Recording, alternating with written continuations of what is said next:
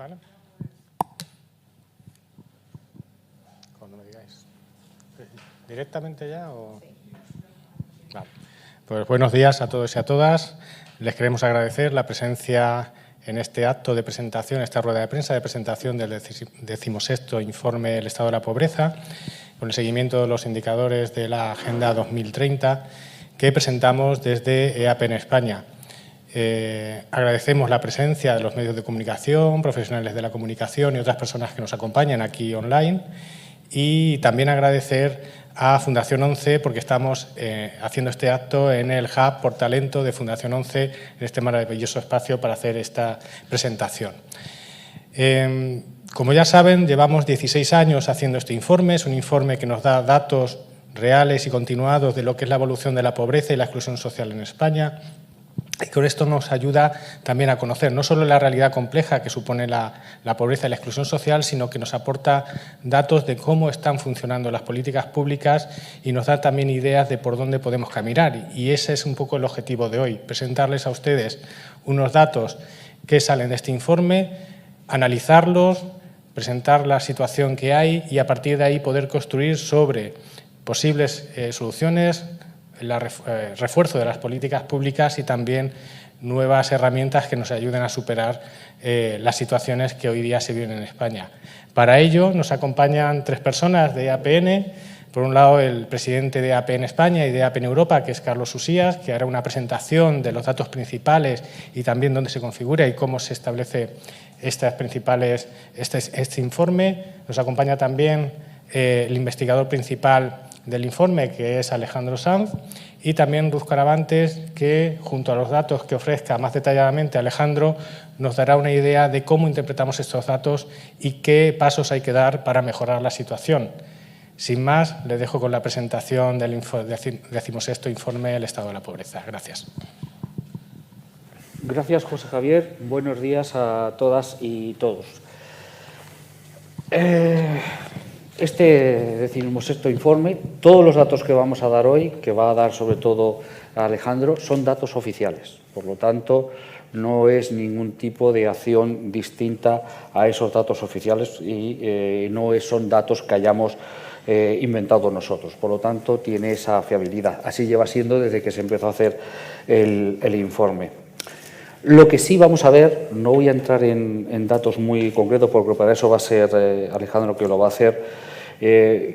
Sí hay que dejar claro que las políticas actuales están consiguiendo contener, e incluso en algunos casos y mejorar un poquito, pero también estamos viendo que estas cada vez tienen menos fuerza para poder actuar de una manera decisiva para la erradicación de la pobreza. Por ejemplo, en el AROPE, el indicador AROPE, ¿no? Hemos visto que hemos mejorado una décima. Ya estamos en el 25,7%. Miren ustedes, a esta velocidad de crucero, de reducción de la pobreza, tardaremos 257 años en eliminar la pobreza. Eso sí, en el caso de las mujeres tardaríamos 268 años, pero en el caso de los hombres es mucho mejor porque solamente serían 245 años.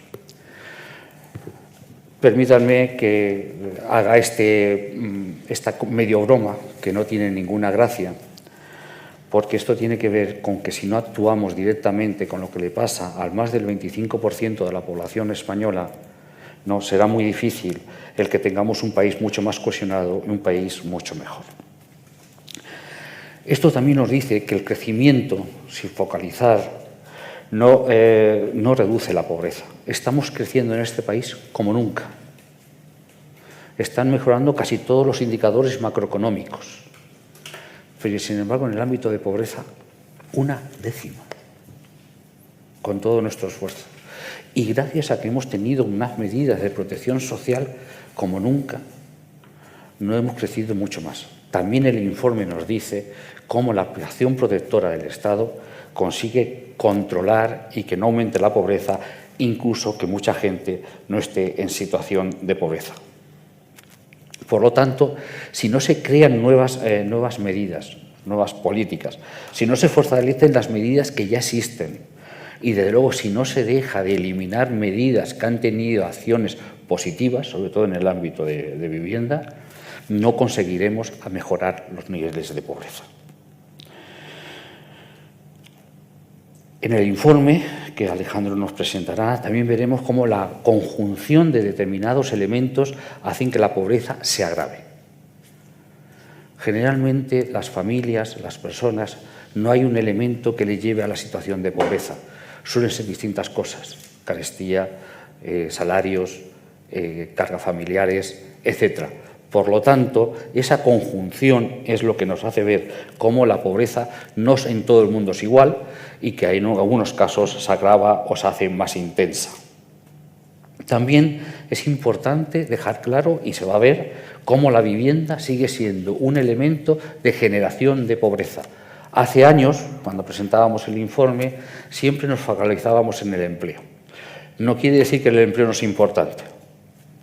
Ojo, siempre hemos dicho, el empleo sin calidad no erradica la pobreza. Tenemos una gran cantidad de personas trabajadoras en situación de pobreza, pero la vivienda está actuando de una manera decisiva. Es más, sobre todo en las personas que viven en alquiler, y los que más recurren al alquiler son las familias más vulnerables, con lo cual estamos en un círculo vicioso que hace que empeore la situación de las personas. Pero ojo, cuidado, porque hay muchas familias que no están bajo el umbral de la pobreza, pero la situación del coste de la vivienda los hace vivir en situación de pobreza. Y esto es importante tener en cuenta para comprender lo que está ocurriendo con lo que hemos llamado tradicionalmente clase media. La clase media está sufriendo un proceso de empobrecimiento donde cada vez le es más difícil afrontar las situaciones, los costes ordinarios y demás. Y eso tiene que ver, por supuesto, no solamente con los costes de la vivienda, sino también con la estructura de ingresos. Y cuando nos dirigimos a los sistemas de protección social, hay que tener en cuenta a las personas en mayor situación de vulnerabilidad, a las familias en mayor situación de vulnerabilidad, pero también a otras que están en el límite, que no están en situación de pobreza, ¿no? Y que pueden estar en cualquier momento si llega cualquier tipo de quebranto. Por eso algunas medidas de las que proponemos tienen ese carácter universal, porque hay que proteger claramente también a la clase media, aunque estén pensadas para familias más vulnerables. Y no todos los sectores están igual. Tenemos la infancia, que lo veremos ahora más detenidamente, donde lideramos Europa y en la situación de pobreza en infancia, lo cual no es ningún mérito precisamente, ¿no? Las familias monoparentales, la situación que están viviendo, que estamos en más del 50% de las familias monoparentales en situación de pobreza, que en más de un 80% son mujeres con hijos a cargos. Luego tenemos las personas sin hogar, lo que llamamos sinhogarismo, que por cierto aparecen algunos datos especialmente importantes que es necesario tener en cuenta, ¿no? También el ámbito de la discapacidad. Hay una diana, que lo llamamos nosotros en el ámbito de discapacidad, donde solamente en el AOPE hay una diferencia de 10 puntos en el ámbito de pobreza de las personas con discapacidad y sin discapacidad. Esto significa, y ojo, sin tener en cuenta lo que siempre se dice del sobrecoste que significa en las familias el tener la discapacidad. Por lo tanto, la situación es peor incluso de lo que aparece en el propio informe. Todavía no tenemos datos para poder trabajar con la comunidad gitana, ¿no? Sí es verdad que hay informes importantes de algunas organizaciones muy serias, pero que también nos apuntan a que la comunidad gitana precisamente es una de las que peor lo está pasando en estos momentos. Y luego la población inmigrante. La población inmigrante no nos trae la pobreza. Aproximadamente 3 personas de cada 4 en situación de pobreza son españoles o españolas. Y luego se dividen en un 6% aproximadamente de personas del ámbito comunitario y el resto extracomunitario. Pero sí vemos que es necesario actuar en este ámbito de la migración. Muchas veces, cuando decimos que no nos traen la pobreza, es porque ya venimos bien servidos dentro de España, ¿no? Y además, las medidas que tomamos, si no se toman medidas como algunas que las están tomando, como es el tema de regularización, muchas veces somos nosotros, es nuestra legislación la que nos manda a situación de pobreza y exclusión social. Y también apuntar, en este caso, al ataque que se reciben las políticas de protección social, que están teniendo. Las políticas de protección social están demostrando que cuando más políticas de protección social hay en España, más que nunca hemos tenido ahora, también es cuando más estamos creciendo. Por lo tanto, no hay una contradicción. Es más, las políticas de protección social son motor de desarrollo, ayudan al desarrollo, porque muchos de los recursos que van a estas familias más vulnerables terminan siendo en la economía de cercanía, ¿no? Potenciando esa economía de cercanía y mejorando la situación de la inmensa mayoría. Las políticas de protección social benefician a los más vulnerables, pero también benefician a esa clase media, ¿no? A la que debemos también proteger. Y una última cosa antes de dar la palabra a Alejandro. Todas las políticas que se hagan tienen que hacerse con unas gafas de género. En todos los indicadores, las mujeres están peor que los hombres. Pero es que si vemos todos los indicadores, prácticamente todos los indicadores que salen en este informe, cuando se mejora, aunque sea poco, mejoran más los hombres que las mujeres. O sea, no solamente están peor, sino que además cuando se producen procesos de mejora, en la mayoría de los casos mejoran más los hombres que las mujeres. Esto significa que tenemos que tener unas políticas de género a la hora de aplicar las distintas acciones, las distintas medidas que queramos hacer contra la pobreza.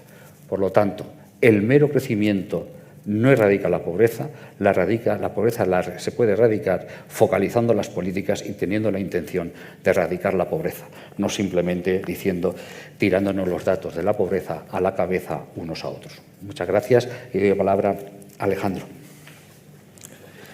Pues muchas gracias, Carlos. Muchas gracias a todas y todos por estar aquí. Gracias a los medios de comunicación también que nos están siguiendo de manera online por prestar atención a este importante problema. Voy a pasar a presentar los resultados. No sé si... A ver. Bueno, como comentaba Carlos, el escenario en cuanto a los datos de pobreza y de tasa de AROPE es de estabilidad. Todos los indicadores se mantienen y todo esto sucede en un contexto que, como comentaba y como todos sabemos, pues es de buenas cifras macroeconómicas, de crecimiento del PIB, de reducción del desempleo y de unos resultados que a nivel macro pues son envidiables por el resto de países, pero que nos redunda en una reducción de la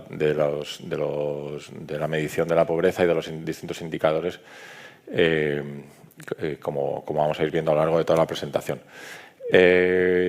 Como también se ha comentado, pues el 25,7% de la población está en riesgo de pobreza o exclusión social, que es una de cada 4 personas y que supone 12,6 millones de personas. Y es en contraste con esos buenos datos macroeconómicos, es el quinto valor más alto de toda la Unión Europea. O sea que aunque estamos creciendo, pues seguimos estando entre los países que tienen unas tasas de AROPE más elevadas. Además, como se ve en el gráfico, la línea roja que va descendiendo de manera continua sería la trayectoria que debería seguir la tasa AROPE si estuviésemos reduciendo la pobreza y la exclusión al ritmo que es necesario para cumplir con los objetivos de la Agenda 2030, que marcaba que del dato de 2015 al de 2030 se tendría que reducir a la mitad. Como vemos, vamos bastante desencaminados, no cumplimos el objetivo anual desde el año 2019, que en el 2020 empezamos a distanciarnos y no hemos conseguido reducirla. Y para ir cumpliendo el objetivo tendríamos que tener 3,2 millones de personas menos en situación de AROPE de lo que lo tenemos. O sea que estamos bastante lejos de llegar a 2030 habiendo hecho los deberes, ¿no?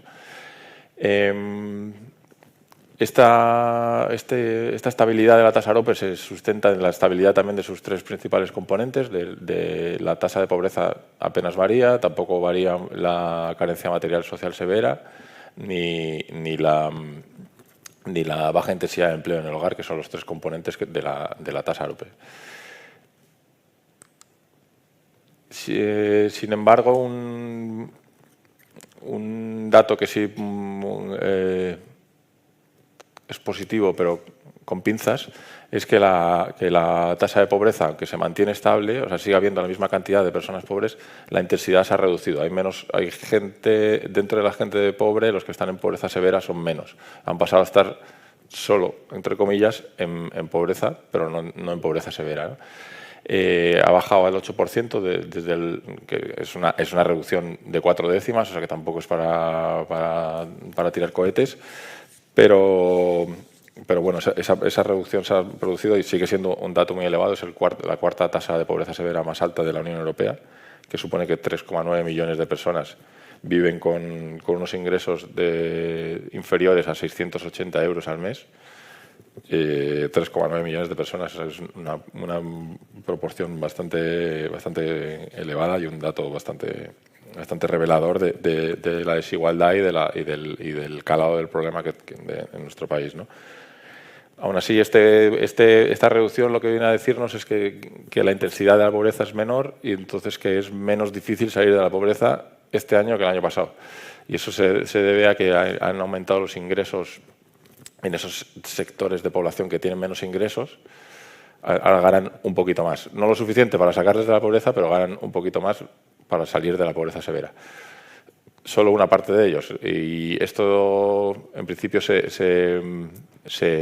debe a distintas políticas que se han llevado a cabo, pero bueno, entre ellas, aparte de la creación de empleo, está la subida del salario mínimo interprofesional lo veremos más adelante, pero el lento avance del ingreso mínimo vital y algunas medidas en ese sentido, que al final no dejan de ser mejoras entre un segmento de la población que tiene muy pocos ingresos y que pasan a tener pocos ingresos en vez de muy pocos.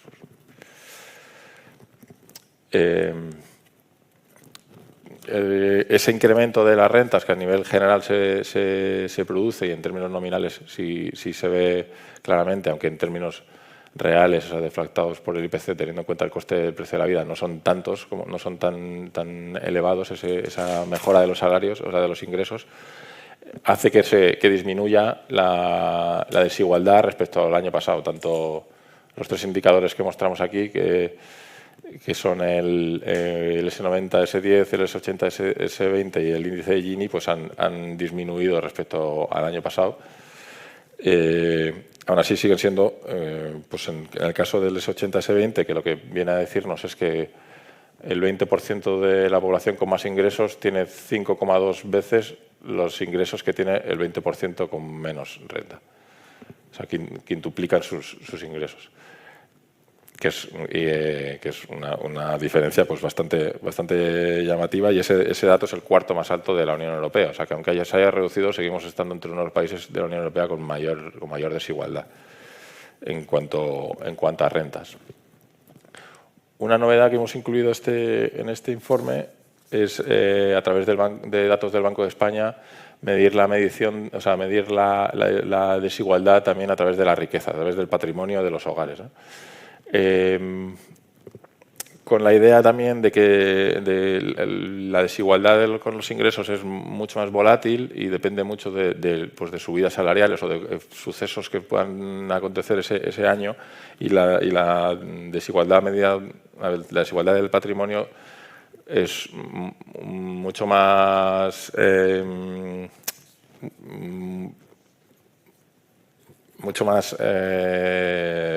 concentrada, no me salía la palabra, perdón, está más concentrada, y este análisis ayuda a ver el impacto en la estructura y más a largo plazo, y ya que cambia de una manera más lenta. Sobre todo aquí la idea que queríamos mostrar, aparte de que el 10% con más riqueza, o sea, con más patrimonio, con más depósitos, viviendas, acciones, pues tiene más de la mitad de la riqueza de los hogares, mientras que el 50% con menos riqueza tiene este año el 8,7% de la riqueza de los hogares. O sea, que se concentra mucha parte de la riqueza en ese decil, en el 10% más rico. Y este este panorama se repite desde la gran recesión. Antes de la crisis o durante la crisis, pues la serie se remonta solo hasta 2011, pero antes de la crisis el decil más rico tenía menos, no solo, pero tenía menos de la mitad. Con la crisis se produjo un proceso de más acumulación entre la población más rica, y todo los siguientes procesos de recuperación económica con vaivenes y diferentes crisis no han cambiado el panorama de esa concentración de riqueza entre la población con más patrimonio. Esto un poco por la idea de reforzar esa desigualdad que no se acaba de reducir, o no todo este crecimiento económico que no se traduce en una reducción de la desigualdad, que al final supone unas diferentes oportunidades y condiciona al final el resto de problemas vinculados a la pobreza que vamos a ver.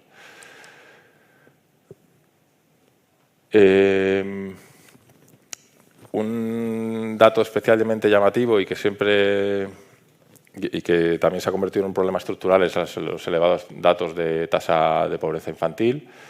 Este año el 33,8% de las personas de menos de 18 años están en riesgo de pobreza o exclusión, que es un dato superior al del resto de la población, y aparte de ser más extensa, es más intensa esa pobreza. O sea, es más difícil salir de la pobreza para las personas, para los niños y adolescentes.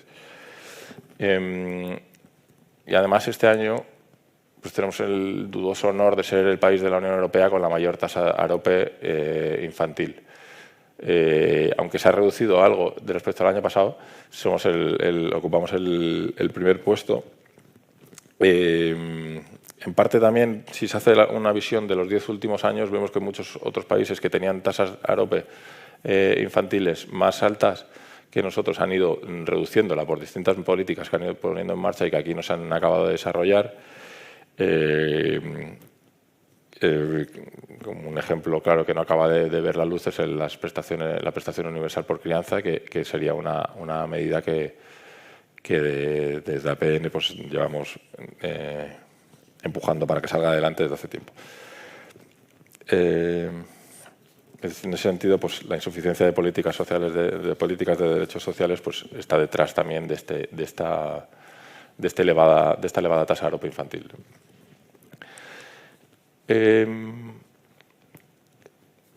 Este año hemos querido introducir también un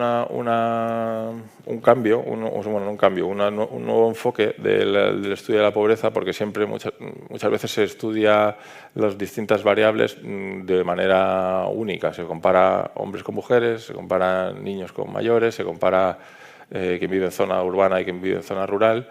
Y al final la pobreza y la exclusión social es una acumulación de distintos factores de vulnerabilidad, y una persona no cumple la mayoría de las veces una única condición, sino que aparte de ser mujer pues vive con sus hijos y vive de alquiler. Entonces hemos querido ver cómo la acumulación de todos estos factores incrementan la vulnerabilidad. En el caso, aquí ponemos dos ejemplos que es el de mujeres de 65 años y más que viven en hogares unipersonales, y el de personas extracomunitarias que viven en hogares monoparentales, pero en el informe incluimos también pues ser mujer y extracomunitaria, tener de 55 a 64 años y estar en desempleo, ser joven y estar emancipado, o vivir de alquiler con menores. Un poco por mostrar, se podrían hacer innumerables ejemplos, pero por mostrar ese efecto de la acumulación de factores de vulnerabilidad. En el caso de la izquierda, que es el de mujeres mayores en hogares unipersonales, pues se ve claramente como los tres franjas, porque no sé si se ve bien, pero bueno, las tres franjas que se muestra abajo, es la morada es cuánta población está en pobreza severa, la amarilla es cuánta está en pobreza no severa, y la azul es un porcentaje de la población que no está en pobreza, pero que está próxima a la pobreza, o sea, que tiene unos ingresos que pueden entrar y salir de la situación de pobreza con relativa facilidad. En el caso del ejemplo de la izquierda, el de las mujeres de 65 años y más en hogares unipersonales, pues vemos que sumando la barra amarilla y la barra morada, pues del 25% de personas en hogares unipersonales que están, o sea, personas que viven solas, que están en pobreza, si tomamos solo a las mujeres, pues aumenta ese dato hasta el 28,5%. O sea, las mujeres en hogares unipersonales está el 25% en pobreza. Si son mujeres, el 28,5%. Y si son mujeres de 65 años o más, el 31,5%. O sea, cómo va aumentando. En el caso de la izquierda, pues bueno, están puestas mal las etiquetas, pero el dato de la izquierda es el de hogares monoparentales, que bebe de la situación de cómo el factor de vivir con menores a cargo es un agravante de la situación de pobreza, y más aún si vives en un hogar monoparental, por ser solo una persona adulta en la mayoría de los casos la que aporta ingresos. Esa situación empeora si además de vivir en un hogar monoparental eres de nacionalidad extracomunitaria, y vemos que hasta el 53,4% de quienes están en esa situación pues están en pobreza severa. O sea, que recordemos que eran quienes vivían con 680 euros por debajo de 680 euros al mes. Bueno, vamos a analizar ahora el papel del estado de bienestar, por un poco siempre con la idea de la necesidad de ir avanzando y analizando las distintas políticas públicas para ver en qué pueden mejorar y en qué están fallando. Este último año, gracias a las distintas transferencias del Estado, 11 millones de personas no han entrado en pobreza. O sea, la tasa de pobreza sería más del doble si no existiesen ni las pensiones de jubilación, ni las transferencias de garantías de renta, de ayuda a la vivienda o de ayudas familiares, distintas transferencias del Estado. La barra verde es la que nos marca la población que no está en pobreza gracias a prestaciones que no son las de jubilación, que serían las que no están en pobreza, que sería la barra roja, que son las que no están en pobreza gracias a la jubilación. O sea, las prestaciones de jubilación y supervivencia evitan que 8,1 millones de personas estén en pobreza, y el resto de prestaciones que 2,9 millones de personas no estén en pobreza. Esto, de nuevo, respecto al año pasado, tampoco se produce ningún gran avance. Recordemos que en un escenario de mejora macroeconómica y de crecimiento y reducción del desempleo y demás, ¿no?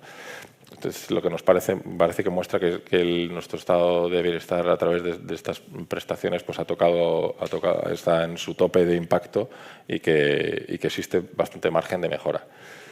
Si comparamos con otros países europeos, pues vemos que ese margen de mejora es más que evidente. Lo que presentamos aquí es la barra azul, que es la tasa de pobreza la tasa de pobreza real, y junto a ello la barra morada, que sería la proporción que sale de la pobreza gracias a las prestaciones que no son de jubilación y supervivencia. Aquí, hemos marcado la comparación con unos países que creemos que es relevante compararse. Aunque el primero puede parecer tramposo, que es compararse con Suecia, que es como el estado de bienestar siempre ejemplar y que está puesto como el canónico, ¿no? Que tendrá sus carencias también, pero lo hemos querido comparar con Suecia porque si en ambos casos, si solo existiesen las prestaciones de jubilación, pero no existiesen el resto de prestaciones, la tasa de pobreza de España y la de Suecia serían iguales. Veis que estarían al mismo nivel esas dos barras. Sin embargo, la tasa de pobreza real es casi 4 puntos más baja en Suecia. Y eso tiene que ver pues, con ese 9,7 que ellos consiguen sacar de la pobreza, que nosotros solo logramos un 5,9. Vale, Suecia es la NBA del estado de bienestar. Si nos comparamos con otros países como Irlanda o Francia, que pueden ser más países de nuestro entorno, pues si no tuviese esas prestaciones, sus tasas de pobreza serían más elevadas que la nuestra incluso.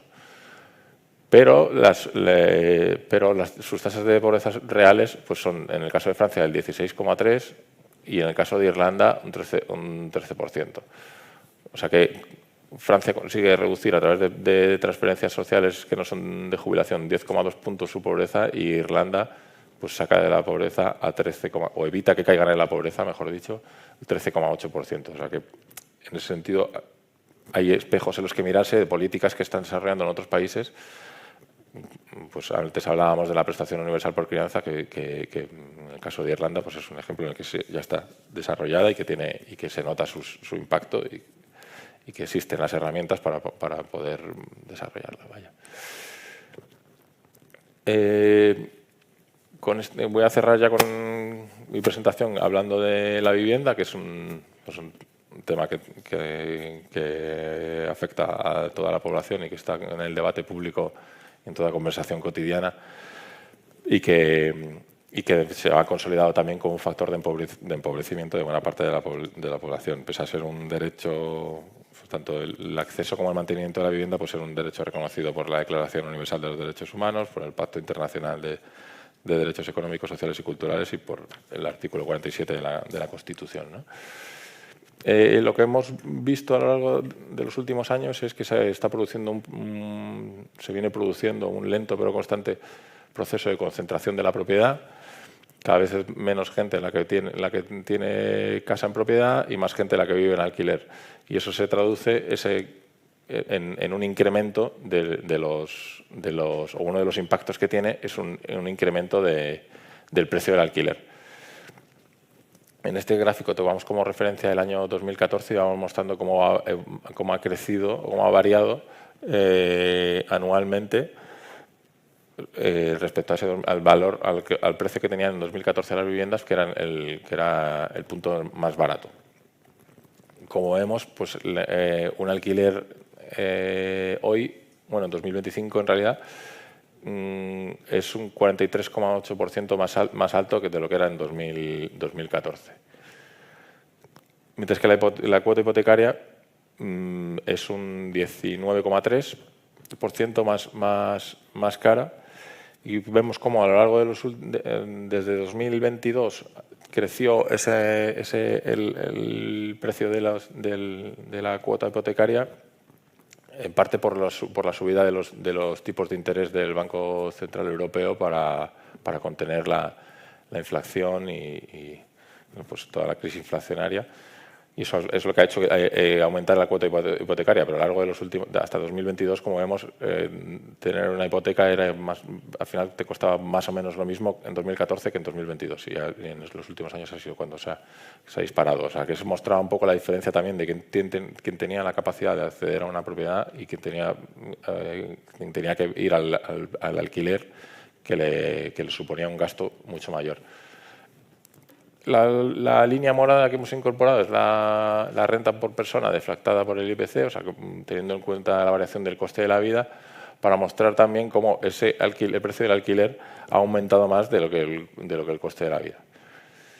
¿Qué pasa entonces? ¿Qué tenemos? Que más gente tiene que acudir al alquiler y es más caro, y quien recurre más al alquiler es la población en pobreza, ¿no? Entonces se produce ahí cierto círculo vicioso y efecto perverso de que, como no tienes ingresos, tienes que irte al alquiler, que encima te supone más ingresos, ¿no? Y eso te va mermando tu capacidad de gasto, porque se trata de una partida de gasto que es ineludible y que encima va en aumento, ¿no? En este último año, el 29,1% de la población en pobreza vive de alquiler, mientras que entre el total de la población era el 17,4%. un poco la idea aquí era la de mostrar cómo la crisis del alquiler y de la vivienda afecta más a la población en pobreza e impide que puedan mejorar su situación. Antes de pasar a esto, también quería decir que en el informe incluimos, este año hemos incluido algunos datos y por ir añadiendo nuevos enfoques y incluimos datos del parque de vivienda público y de vivienda de alquiler social, comparando también con la Unión Europea, mostrando pues, carencias en ese sentido por parte del sistema español, ¿no? Y por último, un tema también vinculado con la vivienda y que hemos ido dándole cada vez más peso, dado a la importancia que ha ganado por culpa de la crisis energética, de la guerra de Ucrania en un primer momento y luego de la guerra en Irán y en Oriente Próximo. Pues cómo la pobreza energética se ha convertido en un problema estructural, ¿no? Y cómo desde 2019 los 4 indicadores que se utilizan para medir la pobreza energética pues, han aumentado y aunque se producen alguna mejora en alguno de ellos, siguen siendo datos mucho más elevados que en 2019 y que además son mayores entre la población en pobreza. O sea que si ahí mostramos que el 15,9% de la población no puede mantener su vivienda a una temperatura adecuada durante los meses de invierno, esa cifra aumenta hasta el 28,3% entre las personas en pobreza. O si, por ejemplo, el 9,3% no puede asumir, o sea, tiene retrasos en los pagos de suministros, de electricidad, agua, gas, pues ese 9,3 se duplica entre la población en pobreza y el 20,2 está en situación, no puede asumir, o sea, tiene dificultades para asumir esos gastos. Bueno, un poco también en el informe mostramos cómo las distintas políticas que se desarrollan, como el bono social o la rehabilitación de viviendas, más allá de que el precio de la energía esté por las nubes. Hace poco se publicaba que según datos de Eurostat, estaban por encima de la media europea, el precio de la energía en España. Bueno, y que es un suceso que depende mucho de la coyuntura internacional y en el que se han puesto algunas medidas que han resultado parches por ser pues escudo social o reales decretos que al final acaban decayendo lo que consideramos es que hace falta que esas medidas pues tengan un calado más estructural y que no dependa de reales decretos que puedan decaer. Y hasta aquí yo creo mi parte de presentación de datos. Le doy la palabra a mi compañera Ruth Caravantes, que va a continuar con la presentación. Nos hemos puesto aquí al lado para que pudierais ver. Bueno, pues lo que os venimos a contar este año en la base de estos datos, en la base de la evidencia, es que necesitamos una mayoría absoluta contra la pobreza. Hay una mayoría absoluta social realmente preocupada por los datos de pobreza. No hemos bajado del 25% en AROPE en los últimos 15 años. O sea, una de cada 4 personas ha estado en riesgo de pobreza y exclusión en los últimos 15 años. Y creemos que esto debería de ser una emergencia que exige un acuerdo político a largo plazo y que se haga una cuestión de Estado. ¿Por qué creemos que tiene que ser una cuestión de Estado? Porque cuando hablamos de pobreza, las personas que viven pobreza la viven en todos los aspectos de su vida. Entonces, necesitamos que tenga esa mirada multisectorial, es decir, tienen problemas para el acceso a la vivienda, para mantenimiento de la vivienda, tienen problemas para el acceso al empleo, para tener un empleo de calidad que le dé los ingresos suficientes, tienen problemas con los sistemas de garantía de ingresos, tienen problemas con la factura de la luz, es decir, tienen problemas en todos los aspectos de su vida, con los estudios, etcétera. Por eso creemos que tiene que ser una cuestión de Estado multisectorial. Y además creemos que tiene que ser que se necesitan soluciones alargadas en el tiempo y, como bien decía mi compañero, que sean medidas estructurales. El escudo social ha mostrado cierta eficiencia. O sea, sí que ha reducido la pobreza de cierta forma en un momento de crisis. Lo que pasa es que es una medida coyuntural a un problema estructural. Por eso necesitamos pasar a la estructuralidad de las soluciones. Además del compromiso con la sociedad, que estamos realmente preocupadas por la situación, tenemos compromisos internacionales, tenemos compromisos con la Agenda 2030 que estamos lejos de cumplir. Y este año se ha aprobado también la primera estrategia contra la pobreza europea, que tiene sus más y sus menos, pero que para cumplir con objetivos de esa estrategia tenemos que mejorar. Estamos a la cola de Europa, o sea, somos el primer país en pobreza infantil en toda Europa. Creemos que el sistema que necesitamos, que ese sistema en el que hay que trabajar, tiene muchos matices, tiene muchas variables, pero sí creemos que tiene 3 pilares importantes, que son garantía de ingresos, vivienda y empleo. Ahora voy a entrar súper brevemente, no me voy a enrollar mucho. Pero sí creemos que tiene, y también creemos que tiene una línea que atraviesa, que son aquellas políticas en materia de transición ecosocial. Porque estamos en un momento de crisis climática, entre otro tipo de crisis, que afectan mucho más a las personas en pobreza y en vulnerabilidad social y además las afecta con mayor intensidad. Y además, las medidas que se crean no llegan al alcance de las personas en situación de vulnerabilidad por una multitud de sentidos que, si queréis, luego os cuento, que no me voy a entretener ahora en eso. La primera de las medidas, de la gran medida, es una garantía de ingresos durante todo el ciclo vital y es importante que se vea como proyectado durante todo el ciclo vital porque la pobreza tiene 2 factores. Uno, que es acumulativa, es decir, si vives pobreza en tu infancia seguramente tengas una vejez en pobreza, y es que además se transmite generación tras generación, o sea que ni siquiera se acaba en ti. Entonces, sí creemos que se necesita... tenemos evidencias, ¿no? Pues de todo este sistema, tenemos una evidencia importante, que es que el sistema de transferencias del Estado están funcionando de cierta manera. 11 millones de personas no están en pobreza gracias a ese sistema, que debería de ser mucho más eficaz. También tenemos medidas para ello.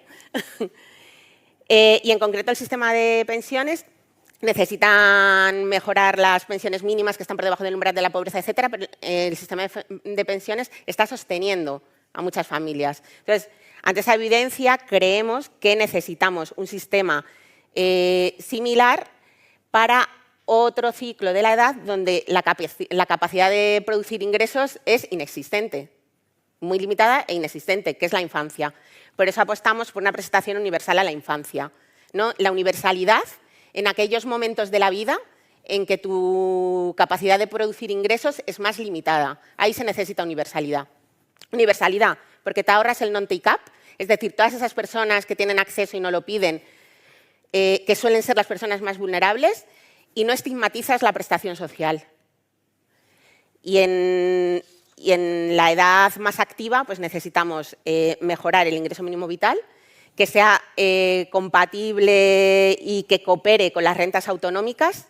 Necesitamos que ese ingreso mínimo vital sea más ágil, porque es una edad en la que tu situación varía mucho y es normal, porque las vidas son así. Es una, ¿no? Pues entre los 18 y los 65 o 67 son edades en las que tu vida va a variar un montón. No puede ser una prestación rígida, tiene que ser una prestación hecha para las personas que la van a percibir.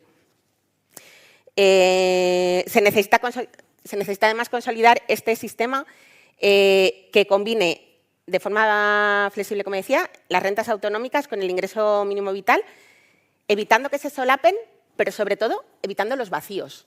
O sea, que una persona necesite una garantía de ingresos y no tenga acceso a ella es lo que sobre todo hay que evitar. Debe ser la prioridad.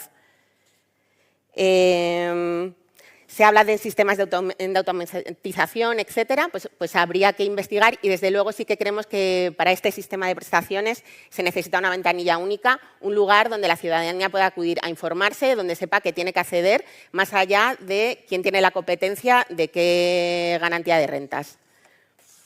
En cuanto al ingreso mínimo vital en concreto, me salta una diapositiva, pero bueno. En cuanto al ingreso mínimo vital en concreto, no me voy a entretener mucho, pero sí creemos que hay 2 mejoras que tienen que ser urgentes.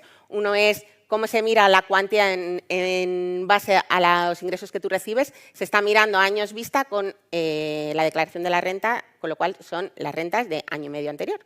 Esto está creando muchísimos problemas, esto está creando pagos indebidos y esto está creando muchísimo dolor a las familias que están necesitando una garantía de ingresos.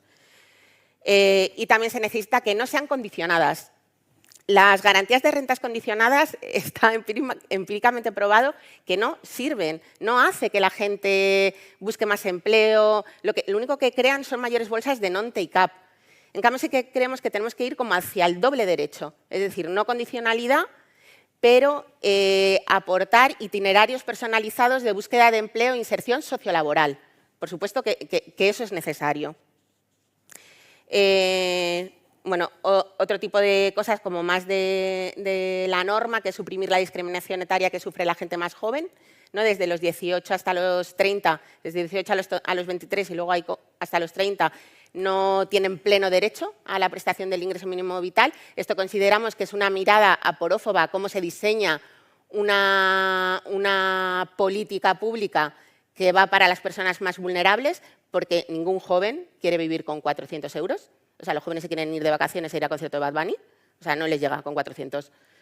O sea, que se ve desde una mirada de que va a desincentivar la búsqueda de empleo. No lo va a desincentivar, pero les vamos a cubrir en un momento muy delicado, que es la transición a la vida adulta. Suprimir la regularidad administrativa, ya que se prueba que son parte de la población más vulnerable. Una medida pensada para la vulnerabilidad tiene que tener en el centro a las personas más vulnerables. El segundo pilar, creemos que necesitamos mayor garantía en la calidad de empleo, en acceso al empleo, y aquí desde APN se lleva reivindicando tiempo la reserva de contratos, especialmente en el empleo público, ¿no? Tenemos el ejemplo de la discapacidad, que también funciona, reserva de contratos para personas con informe de vulnerabilidad social. En empleo público, pero también en la gestión privada de aquellos empleos que nacen de una transacción económica pública. Ahora mismo, con la transición ecológica, va a haber mucho empleo verde que nacerá así. ¿Por qué no reservar parte de esos empleos para personas en situación de vulnerabilidad? Y ¿por qué no también incentivar a la empresa privada? El modelo de empresa tiene que ser... Por ejemplo, nosotros tenemos de ejemplo a las empresas de la economía social, pero la empresa en general es un agente que también importa y que tiene que construirse más social. Y, por supuesto, pues, mejorar la calidad en el empleo. Salarios suficientes, y aquí yo ya hago un llamamiento, los salarios suficientes con el encarecimiento de la vida, por mucho que suban los salarios, no van a llegar. Entonces, es necesario subir los salarios, es necesario controlar algunos precios de bienes primarios, pero también es necesario mantener unos servicios públicos con salud. Y pongo un ejemplo. Las personas que más estudios tienen son las que menos posibilidades tienen de caer en pobreza. Además, las personas que más estudios tienen van a conseguir un empleo mejor, ¿no? Como con más renta, con mejores condiciones. Además, esas personas van a tener mejor jubilación. Entonces, la educación como servicio público es importantísimo que tenga buena salud. Desde los 0 años hasta la universidad. Todo el ciclo. El control de las jornadas parciales cuando son no deseadas. La mayoría de las jornadas parciales las tienen mujeres y personas migrantes, mayormente mujeres migrantes. La lucha contra la discriminación laboral, por supuesto, y la mejora de los sectores precarizados, que, bueno, por poneros ejemplos, pues agricultura, empleo de hogar, atención al cliente, atención al público. Y, por último, el tercero de esos pilares es la garantía de rentas, la garantía del derecho a la vivienda. La garantía del derecho a la vivienda la hemos dividido en 3. El primero es el acceso a una vivienda más asequible. El gasto de vivienda no puede ser nunca más del 30% de los ingresos, y en estos gastos se incluyen los gastos de energía. Nunca puede ser más del 30%. Una vivienda más pública. Se necesita más vivienda en alquiler social. Ahora mismo, siendo generosas, hay un 3,3% de vivienda pública, cuando la media europea está en el 9%, cuando la ONU se ha puesto de meta para 2040 un 15%. Y se necesita vivienda más social. Además del alquiler social, se necesitan planes específicos para trabajar con las personas en sinhogarismo de calle, con las personas en asentamientos, la infravivienda y el chabolismo. Se necesitan planes específicos. Está integrado dentro del Plan Estatal de Vivienda, lleva integrado muchos años, pero se necesita la obligatoriedad de los territorios de acoger estas medidas. El mantenimiento de la vivienda, se necesita que se ponga en funcionamiento la ley del derecho a la vivienda, hay cierto control de subida de precios a los alquileres, ¿no? que necesitamos que funcione en zonas tensionadas. Se necesita una protección frente a desahucios, y aquí estamos yendo para atrás porque ha caído el Real Decreto que protegía a las familias vulnerables, y repito, las familias vulnerables frente a los desahucios. Eso es prevención de sinhogarismo. Se necesita protección frente a los desahucios. Y necesitamos prevención frente a la gentrificación, en especial la gentrificación verde, y aquí volvemos. Todas las medidas de transición ecosocial no pueden servir para que se revalorice una vivienda y se mueva la población hacia otros barrios. Esto hay que tenerlo en cuenta cuando se generan esas medidas. Y mayor acceso a la energía. Y el mayor acceso a la energía, como decía mi compañero Alejandro, va por dos lados. Uno, todas las medidas que ya existen de automatización del bono social, incluir agua, internet, etcétera, como esas medidas que ya teníamos, y dotar el acceso a la vivienda, la movilidad, de mayor eficacia energética, y que las personas en vulnerabilidad tengan acceso a estas medidas. Aquí ahora mismo se están haciendo muchas políticas, ahora mismo hay 3 políticas que se están desarrollando en esto en concreto, en la eficacia energética de la vivienda y el transporte. Necesitamos que pongan a las personas vulnerables en el centro, porque si no, no van a acceder a ellas. Y van a salir penalizadas, por ejemplo, como que las muevan de sus barrios o de sus hogares. Y por último, este sistema con estos 3 pilares tiene que tener atravesado la política fiscal. Tenemos un sistema muy poco distributivo. Necesitamos mayor redistribución. Por eso hay mucha riqueza concentrada.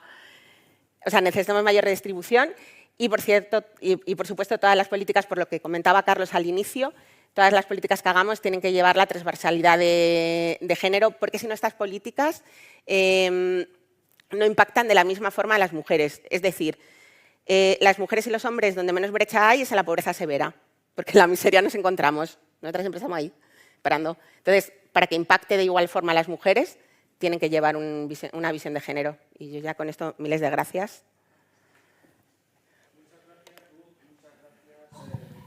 Alejandro, y ahora, si os parece, quedamos a vuestra entera disposición para lo que consideréis. Adelante. El micro. Sí, os pido una cosa, porque como también hay gente online, ¿vale? En las intervenciones, las que sean online me las harán llegar a mí, las que estáis aquí las hacéis directamente.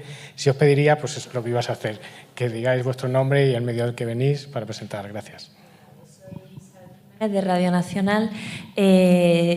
¿Cuánto tiempo llevamos hablando de la prestación universal por crianza? ¿A dónde va esto? Es que un debate como que sigue, no sé, es que me da la sensación de que empezamos a hablar de esto hace muchísimo y no termina de llegar, ni tampoco parece que acelere ni nada. ¿Dónde estamos? Pues permite decir que es como, ahora que está muy de moda decir esto del elefante en la habitación, ¿no? Eso es lo que nos encontramos. Todo el mundo sabe que sería una medida potentísima contra la pobreza infantil en primer lugar, pero también en el ámbito de las familias monoparentales, pero con carácter general contra la pobreza en todos los hogares vulnerables.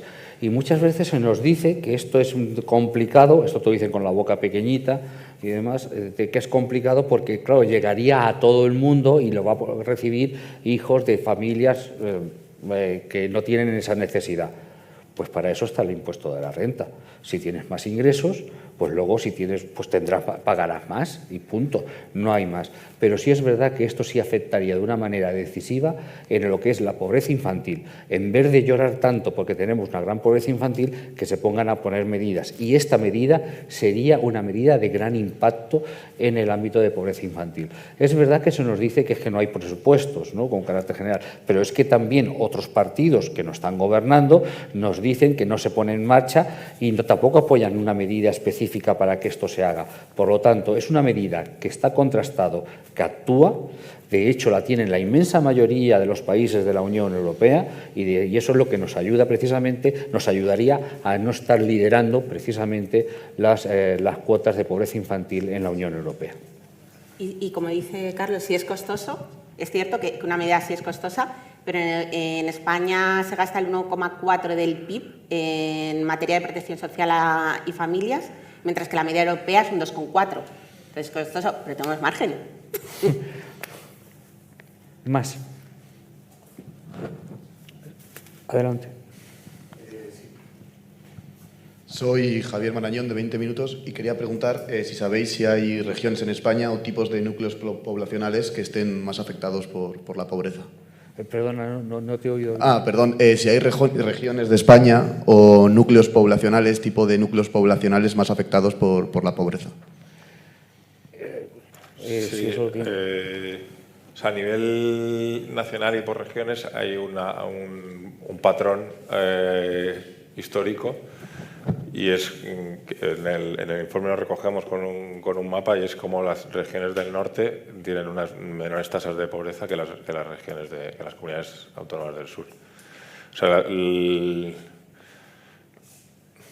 no quiero decirte cuál es porque no quiero equivocarme, pero creo que es, bueno, las regiones de Andalucía, Extremadura, Castilla-La Mancha, Murcia, Canarias y la Comunidad Valenciana tienen tasas de pobreza que están por debajo que están por encima de la media nacional. Y luego también analizamos por zonas rurales y zonas urbanas, y ahí no existe tanta diferencia como a nivel regional, que bueno, se debe a cuestiones históricas y territoriales que son difíciles de cambiar, pero que bueno, que se pueden cambiar también. Hay un elemento con el tema de núcleos de grupos de población.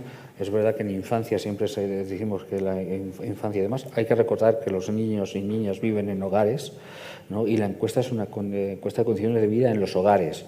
Por lo tanto, no es una encuesta que hable de, por un lado, los niños, las mujeres, no sé qué, es de los hogares. Y a todos los que viven en un hogar se le aplica el mismo criterio. Pero también es verdad que aparece infancia, es el grupo poblacional que mayor nivel de pobreza tiene, pero luego si vemos que las familias monoparentales alcanzan más del 50% de los niveles de pobreza. Y las familias monoparentales son en más del 80% mujeres con hijos a cargo. O sea, verdaderamente ahí tenemos unos focos. Y también vemos que de la poca mejora que ha habido, los que no han mejorado, han empeorado también muy poco, pero han empeorado, son los jóvenes de 18 a 29 años, si no me equivoco. Por lo tanto, ahí tenemos los núcleos. Y si eso lo cruzamos con vivienda, pues ya estamos viendo qué es lo que está ocurriendo en este país. Más cuestiones.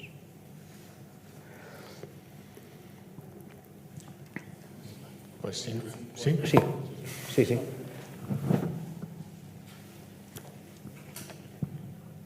Con los datos que habéis hablado sobre cómo deberíamos estar en relación a lo que marca la Agenda 2030 y cómo estamos realmente, no sé si tenéis datos de países similares a España y si es igual, y no sé si creéis que, por lo tanto, como que esa hoja de ruta que marcó la ONU a veces cae un poco en papel mojado y sale muy barato pues no cumplir esos estándares.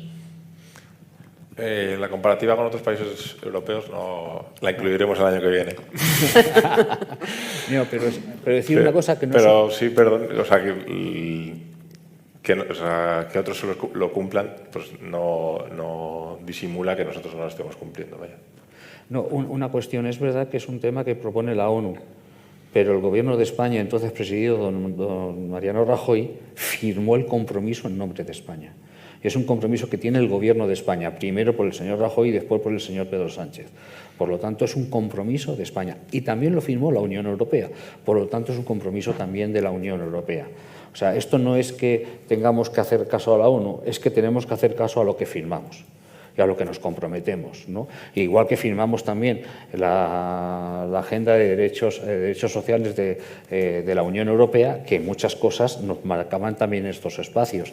Por lo tanto, no son compromisos de terceros para que nosotros los cumplamos, son nuestros propios compromisos que hemos firmado y que en su momento se les dio mucho bochinche, ¿no? Se le dio mucho, ¿no? Son nuestros propios compromisos los que tenemos que cumplir.